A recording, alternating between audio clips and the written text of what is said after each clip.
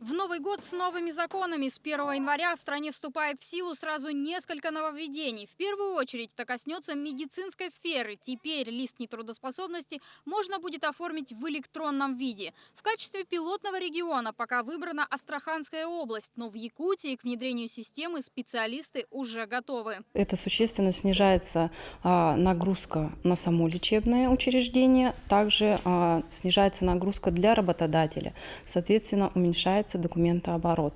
Электронный больничный лист не может быть утерян. Электронные документы будут выдавать и автостраховщики. С нового года меняется стоимость полиса ОСАГО. Теперь его цена будет зависеть от количества нарушений. Чем больше штрафов, тем дороже полис. Изменения в автосфере пройдут и в части перевозки детей. С 1 января 2017 года будет разрешено перевозить детей только с использованием детских автокресел.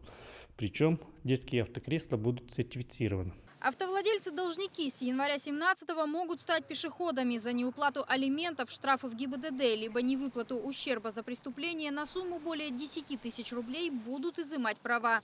Ну а тех, кто занимается взысканием долгов порой не совсем законными методами, так называемых коллекторов, решено поставить в жесткие рамки. Новый закон ограничит деятельность агентств и сократит их численность. Если ранее этой деятельностью могла заниматься любая организация, даже в качестве дополнительной вида деятельности, как взыскание с долгов, да, то сейчас эта деятельность должна быть основной. В новом году произойдут и приятные изменения. Было принято решение о продлении закона о материнском капитале до конца 2018 года. В 2017 же сумма выплат по сертификатам составит 480 тысяч рублей. Средства можно будет потратить не только на образование, жилье и будущую пенсию матери, но и приобрести товары для лечения и реабилитации детей-инвалидов. С 1 января поддержку окажут и российским пенсионерам. Они получат единовременную разовую выплату 5 тысяч рублей. Пока неизвестно, будет ли индексация для работающих пенсионеров, но точно уже определено, что выплаты по возрасту будут увеличены с 1 февраля.